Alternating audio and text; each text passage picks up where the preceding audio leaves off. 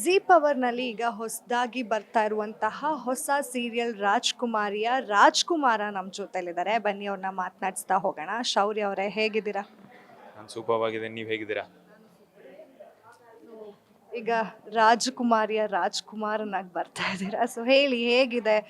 ಜೀ ಪವರ್‌ನಲ್ಲಿ ನಿಮ್ಮ ಲಾಂಚ್ ಆಗ್ತಾ ಇದೆ ಆಸ್ ಎ ಲೀಡ್ ಆಗಿ. ಹೇಗೆ ಅನ್ನಿಸ್ತಾ ಇದೆ ಅಂತ? ಫಸ್ಟ್ ಆಫ್ ಆಲ್ ತುಂಬಾ ಖುಷಿ ಆಗ್ತಿದೆ. ಆ್ಯಂಡ್ ಅನದರ್ ಥಿಂಗ್, ಇಷ್ಟು ದಿನ ಮಾಡಿದಂಥ ಪಾತ್ರಗಳೇ ಬೇರೆ, ವಿಲನ್ ಆಗಿ, ಪೋಷಕ ನಟನಾಗಿ. ಸೊ ಈಗ ಮೊದಲನೇ ಬಾರಿಗೆ ಪಾದಾರ್ಪಣೆ ಮಾಡ್ತಾ ಇರೋದು ಹೀರೋ ಆಗಿ, ಒಂದು positive character.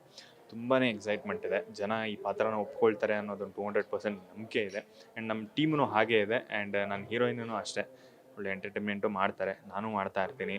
And very easy to work with Gagana. ನಮ್ಮ ಟೀಮ್ ಆಗಲಿ, ನಮ್ಮ ಪ್ರೊಡ್ಯೂಸರ್ಸ್ ಆಗಲಿ ತುಂಬಾ ಒಡಿಯೂಸೆ ಒಂದು ಸಪೋರ್ಟಿವ್ ಟೀಮ್. ನಮಗೆ ಏನು ಬೇಕು ಅದನ್ನು ಕ್ಲೀನಾಗಿ ಒದಗಿಸಿ ಕೊಡೋವಂಥ ಒಂದು ಟೀಮು. ಆ್ಯಂಡ್ ಈ ಪಾತ್ರ ಲೈಕ್ ನನಗೆ ತದ್ವಿರುದ್ಧವಾದ ಪಾತ್ರ. ನಾನು ಸ್ವಲ್ಪ ಜೋವಿಲ್ ಜಾಸ್ತಿ ಮಾತಾಡೋವಂಥ ಹುಡುಗ. ಆ್ಯಂಡ್ ಈ ಪಾತ್ರ ತುಂಬ ಸ್ಟ್ರಿಕ್ಟು, ಸೀರಿಯಸ್ಸು, ಎಷ್ಟು ಬೇಕೋ ಅಷ್ಟು ಮಾತ್ರ ಮಾತಾಡೋವಂಥ ಕ್ಯಾರೆಕ್ಟ್ರು. ಎಷ್ಟು ಬೇಕೋ ಅಷ್ಟು ಮಾತ್ರ ಮಾತಾಡೋವಂಥ ಒಂದು ಕ್ಯಾರೆಕ್ಟ್ರು. ಆ್ಯಂಡ್ ಇನ್ನೊಂದು ಮೇಜರ್ ಏನು ಅಂತಂದರೆ, ಈ ಪಾತ್ರದ ಹೆಸರು ಕೂಡ ಶೌರ್ಯ, ನನ್ನ ಹೆಸರು ಕೂಡ ಶೌರ್ಯನೇ. ಆದರೆ ಪಾತ್ರ ಮಾಡೋವಂಥ ಶೌರ್ಯನಿಗೆ ಸ್ವೀಟ್ ಅಂದರೆ ಇಷ್ಟ ಇರೋಲ್ಲ. ಆದರೆ ಸ್ವೀಟ್ ಅನ್ನೋ ದೊಡ್ಡ ಬಿಸ್ನೆಸ್ ಮಾಡ್ತಾ ಇರ್ತಾನೆ. ಸೊ ಅದೊಂದು ಸ್ಟ್ರೈಕಿಂಗ್ ಪಾಯಿಂಟ್ ಆಯ್ತು ನನಗೆ. ಸ್ವೀಟ್ ಅಂಗಡಿ ಇಟ್ಟು ಸ್ವೀಟೇ ತಿನ್ನಲ್ವ ಹೆಂಗಿದು ಅಂತ. ಆದರೆ ಈ ಶೌರ್ಯಂಗೆ, ಒರಿಜಿನಲ್ ಶೌರ್ಯಂಗೆ ಸ್ವೀಟ್ ಅಂದರೆ ಪಂಚಪ್ರಾಣ. ಸೊ ಅಲ್ಲಿ ಎಲ್ಲೋ ಒಂದು ನನಗೆ ಎಕ್ಸ್ಪ್ಲೋರ್ ಮಾಡೋವಂಥ ಒಂದು ಶೇಡ್ ಸಿಗುತ್ತೆ. ಎಸ್ ಫೈನ್, ಇದನ್ನು ನಾನು ಚೆನ್ನಾಗಿ ಪರ್ಫಾರ್ಮ್ ಮಾಡ್ಬೋದು ಅನ್ನೋ ಒಂದು ನಂಬಿಕೆ ಬಂತು. ಸೊ ಮುಂದೆ ನೋಡಬೇಕು ಹೇಗೆ ಹೋಗುತ್ತೆ, ಹೇಗೆ ತೊಗೊಂಡೋಗ್ತಾರೆ ಪಾತ್ರನ, ನಾನು ಹೇಗೆ ಪರ್ಫಾರ್ಮ್ ಮಾಡಬೇಕಾಗತ್ತೆ. ಸೊ ಏನೇ ಇರಲಿ, ಹೇಗೆ ಇರಲಿ, ನಾವು ಪರ್ಫಾರ್ಮ್ ಮಾಡೋದಕ್ಕಂತೂ ರೆಡಿನಪ್ಪ. ಅಂದರೆ ಈಗಾಗಲೇ ಜೀ ಕನ್ನಡ ಅಲ್ಲಿ ಇರುವಂತಹ ಪ್ರೊಡಕ್ಷನ್ ಅವರೇ ಈಗ ಜೀ ಪವರ್ನಲ್ಲೂ ಕೂಡ ಪ್ರೊಡಕ್ಷನ್ಗಳನ್ನ ಮಾಡ್ತಾ ಇರೋದು, ಹೊಸ ಸೀರಿಯಲ್ಗಳನ್ನ.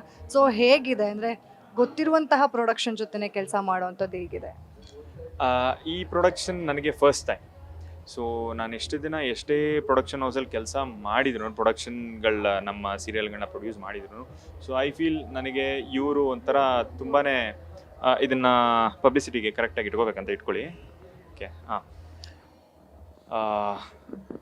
ಹೇಳಿದ್ವಿ, ಪ್ರೊಡಕ್ಷನ್ ಹೌಸ್. ಸೊ ನನಗೆ ಈ production house it's very easy to work. ನನಗೆ ಯಾವುದೇ ಪ್ರೆಷರ್ ಆಗಲಿ, ಆ್ಯಂಡ್ ಇದೇ ಬೇಕು ಅದೇ ಬೇಕು ಅನ್ನೋವಂಥದ್ದಿಲ್ಲ.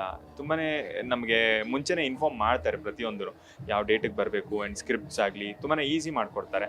So very happy to work with this production team. And in future also ಅವರು ಒಂದು ಕರೆ ಮಾಡಿ ಈ ಥರದೊಂದು ಪಾತ್ರ ಮಾಡಿಕೊಡ್ಬೇಕು ಶೌರ್ಯ ಅಂತಂದರೆ, I will be very much happy to work with them.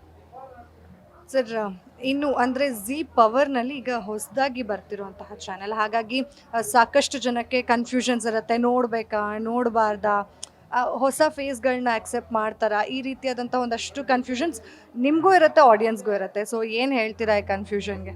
So ನನಗೆ ಯಾವುದೇ ರೀತಿ ಕನ್ಫ್ಯೂಷನ್ ಇಲ್ಲ. ಒಳ್ಳೆ ಕಂಟೆಂಟ್ ಅನ್ನೋದು ಕೊಟ್ಟರೆ, ಎಂಟರ್ಟೈನ್ಮೆಂಟ್ ಅನ್ನೋದನ್ನು ಮಾಡಿದ್ರೆ, ಯಾವ ಚಾನಲ್ ಆಗಲಿ, ಯಾವ ಭಾಷೆ ಆಗಲಿ, ಏನಾಗಲಿ, ಯಾರೇ ಮಾಡಲಿ, ಸೊ ಖಂಡಿತವಾಗ್ಲೂ ಜನ ಸಪೋರ್ಟ್ ಮಾಡೇ ಮಾಡ್ತಾರೆ ಅನ್ನೋ ಒಂದು ನಂಬಿಕೆ. ಆ್ಯಂಡ್ ಅವ್ರ ಆಶೀರ್ವಾದ ಯಾವಾಗಲೂ ಇದ್ದೇ ಇರುತ್ತೆ ಅಂತ. ಆಬ್ವಿಯಸ್ಲಿ ಅಣ್ಣ ಸ್ವಲ್ಪ ಬೇಗ ಹುಡ್ದ ಜಿ ಚಾನಲ್ಲು. ಸೊ ತಮ್ಮ ಇನ್ನೊಂದು ಸ್ವಲ್ಪ ಲೇಟಾಗಿ ಹುಡ್ದ ಜಿ ಪವರು. ಆದರೆ ಬರುವಾಗ ಪವರ್ಫುಲ್ಲಾಗಿ ಬರ್ತಾ ಇದ್ದೀವಿ ನಾವು. ಹೇಳೋದಕ್ಕಾಗಲ್ಲ, ಅಣ್ಣನ ಮೀರಿಸಿದ್ರು ಮೀರಿಸ್ಬೋದು. ಇಲ್ಲ ಅಣ್ಣನ ಹಾದಿಲೇ ಹಿಂದೆನೇ ಹೋಗ್ತಾ ಇರ್ಬೋದು. ಸೊ ಜನ ಅಕ್ಸೆಪ್ಟ್ ಮಾಡೇ ಮಾಡ್ತಾರೆ ಆಬ್ವಿಯಸ್ಲಿ. ಸೊ ಪೋಷಕ ಪಾತ್ರಗಳನ್ನ ಮಾಡ್ತಾ ಇರೋರನ್ನ, ವಿಲನ್ನಾಗಿ ಮಾಡ್ತಾ ಇರೋರನ್ನ, ಆ್ಯಂಡ್ ಬೇರೆ ಬೇರೆ ಪಾತ್ರಗಳನ್ನ ಮಾಡ್ತಾ ಇರೋರನ್ನ, ನಮ್ಮ ಟ್ಯಾಲೆಂಟ್ನ ಹುಡುಕಿ ಬಂದರು ಅಂತೆಲ್ಲ ಕರೆದು ಗುಡ್ಡೆ ಹಾಕಿಲ್ಲಿ. ಸೊ ಹೀರೋ ಆಗಿ ನೋಡದೇ ಇರೋವಂಥ ಮುಖಗಳನ್ನ ಇವತ್ತು ಹೀರೋ ಮಾಡಿದ್ದಾರೆ, ಅದು ಜೀ ವಾಹಿನಿ. So very big thanks to Zee ವಾಹಿನಿ. ಸೊ ಟ್ಯಾಲೆಂಟ್ ಅನ್ನೋದಿದ್ರೆ ಯಾರ್ರೀ, ಎಲ್ಲರೂ ಸಪೋರ್ಟ್ ಮಾಡೇ ಮಾಡ್ತಾರೆ. ಎಸ್ ಸರ್, ಹಾಗೆ ಇನ್ನು ನಾವು ಪ್ರೋಮೋ ಎಲ್ಲ ನೋಡಿದ್ರೆ ಅದರಲ್ಲಿ ನಿಮ್ಗೊಂದಿನ ಕಜ್ಜಾಯ ತಿನ್ನಿಸ್ತೀನಿ ಅಂತ ಹೇಳ್ತಾರೆ, ಲಡ್ಡು. ಸೊ ಹೇಗೆ ಪರಿಚಯ ಎಲ್ಲ ಆಗುತ್ತಾ, ಆಗಿದೆಯಾ, ಎಲ್ಲಿವರೆಗೂ ಬಂದಿದೆ ಶೂಟಿಂಗ್ ಎಲ್ಲ? ಶೂಟಿಂಗ್ ಎಲ್ಲ ಆರಾಮಾಗಿ ನಡೀತಾ ಇದೆ. ಸೊ ಚಾಲೆಂಜ್ ಹಾಕಿದ್ದಾರೆ ಆ ಪಾತ್ರಕ್ಕೆ, ಶೌರ್ಯ ಅನ್ನೋ ಒಂದು ಪಾತ್ರಕ್ಕೆ. ಸೊ ನೋಡೋಣ ಅವ್ನು ತಿಂತಾನೋ ತಿನ್ನಲ್ವೋ ಅನ್ನೋದನ್ನು ನೀವು ಜೀ ಪವರಲ್ಲಿ 7 ಗಂಟೆಗೆ ನೋಡಿ ನೀವೇ ತಿಳ್ಕೊಬೇಕು. ಆದರೆ ಈ ಶೌರ್ಯ ಮೊನ್ನೆ ಜನ್ಮಾಷ್ಟಮಿ ಎಲ್ಲ ಆಯಿತು, ಆಮೇಲೆ ಲಕ್ಷ್ಮೀ ಪೂಜೆ ಆಯಿತು, ಕೇಜ್ ಗಟ್ಟಲೆ ಡಜನ್ ಗಟ್ಟಲೆ ಕಜ್ಜಾಯ ತಿಂದಿದ್ದಾಯಿತು. ಅಂದರೆ ಯೂಶಲ್ ಆಗಿ ಗಗನ ಅವರು ಕಜ್ಜಾಯ ಮಾಡೋದ್ರಲ್ಲಿ ಬ್ಯುಸಿ ಇದ್ದಾರೆ, ಅಂಥದ್ರಲ್ಲಿ ನಿಮ್ಮನ್ನು ಭೇಟಿ ಮಾಡ್ತಾರೆ ಹೇಗೆ ಅಂತ ನಮಗೂ ಕ್ಯೂರಿಯಾಸಿಟಿ ಇದೆ. ಅಂದರೆ ಸೀರಿಯಲ್ನಲ್ಲಿ ಎಷ್ಟು ಸ್ವೀಟ್ ತಿಂದಿದ್ದೀರಾ, ನಿಮ್ಗೆ ಎಷ್ಟು ಸ್ವೀಟ್ ತಿನ್ನಿಸಿದ್ದಾರೆ, ಕಜ್ಜಾಯ ಎಷ್ಟು ತಿಂದಿದ್ದೀರಾ ಅಂತ? ಕ್ಯಾಮ್ರಾ ಆನ್ ಆದಾಗ ನನಗೆ ಇಷ್ಟ ಇಲ್ಲ ಅಂತ ಅನ್ನೋದು, ಕಟ್ ಅಂತ ಹೇಳ್ತಾ ಇದ್ದೀನಿ, ಅಲ್ಲೊಂದು ಎತ್ಕೊಂಡು ಹಿಂಗೆ ತಿನ್ನೋದು ಅಷ್ಟೇ.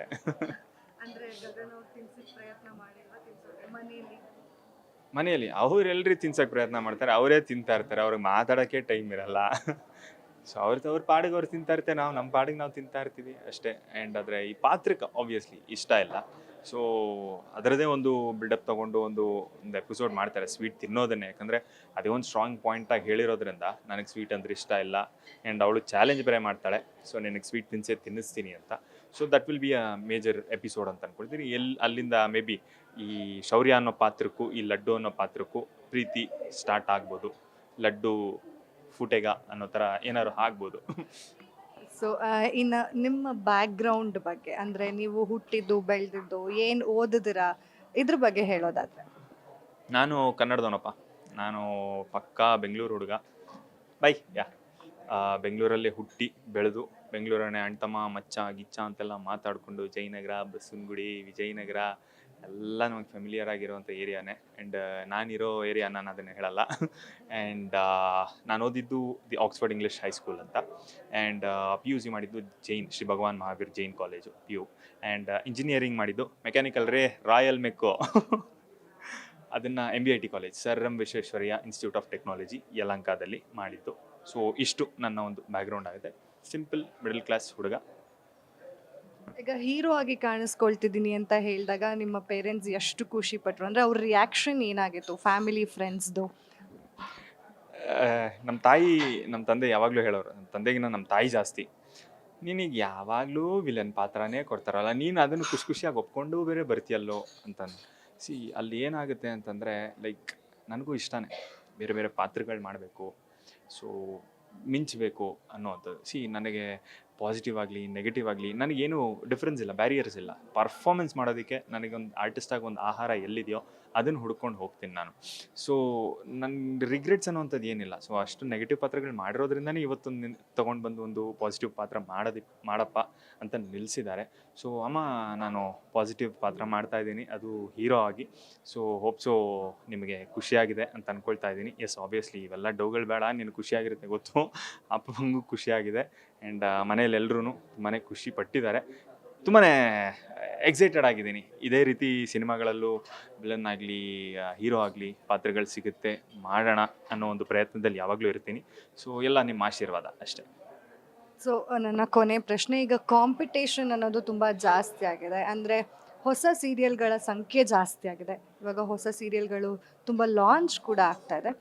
ಈ ರೀತಿಯಾಗಿ ಇರಬೇಕಾದ್ರೆ, ಸಾಕಷ್ಟು ಸೀರಿಯಲ್ ಆಪ್ಷನ್ಸ್ ಜನರಿಗಿರಬೇಕಾದ್ರೆ, ಯಾಕೆ ನಿಮ್ಮ ರಾಜಕುಮಾರಿ ಸೀರಿಯಲ್ನ ಆಡಿಯನ್ಸ್ ನೋಡಬೇಕು, ಹಾಗೆ ಯಾವತ್ತಿಂದ ನೋಡಬೇಕು? ಒಳ್ಳೆ ಪ್ರಶ್ನೆ. ಯಾಕೆ ನಮ್ಮ ಸೀರಿಯಲ್ ನೋಡಬೇಕು? ಸೀರಿಯಲ್ಲು ಅಂತಂದಿದ ತಕ್ಷಣ ಒಂದು ಡೆಲ್ಯೂಷನಲ್ಲಿ ಇರ್ತೀರ. ಅಯ್ಯೋ ಇವಳು ಅಳ್ತಾಳೆ, ಇವನು ಅಳಿಸ್ತಾನೆ, ಇದು ಹಂಗಾಯಿತು ಹಂಗಾಯಿತು. ಆ ಥರದ್ದು ನಮ್ಮ ಸೀರಿಯಲಲ್ಲಿ ಇರೋದೇ ಇಲ್ಲ. Fun entertainment. ಆ್ಯಂಡ್ ಅಲ್ಲೆಲ್ಲಾದರೂ ಒಂದು ಸುಮ್ಮನೆ ಒಂದು ಪೀಕ್ ಮೊಮೆಂಟಿಗೆ ಸುಮ್ಮನೆ ಹಿಂಗೆ ಸೀರಿಯಸ್ಸಾಗಿ ತೊಗೊಂಡೋಗ್ತಾರೆ, ಒಂದು ಇಂಜೆಕ್ಷನ್ ಕೊಡ್ತಾರೆ, ಅದರ ರಪ್ ಅಂತ ಹಿಂಗೆ ತೆಗಿತಾರೆ. ಅಲ್ಲಿ ಆಲ್ರೆಡಿ ಒಂದು ನಗು ಬರುವಂಥ ಒಂದು ಸಿಚುಯೇಷನ್ ಏನಾದ್ರು ಕ್ರಿಯೇಟ್ ಮಾಡ್ತಾರೆ. ಫಾಸ್ಟ್ ಸ್ಕ್ರೀನ್ ಪ್ಲೇ ಇರುತ್ತೆ.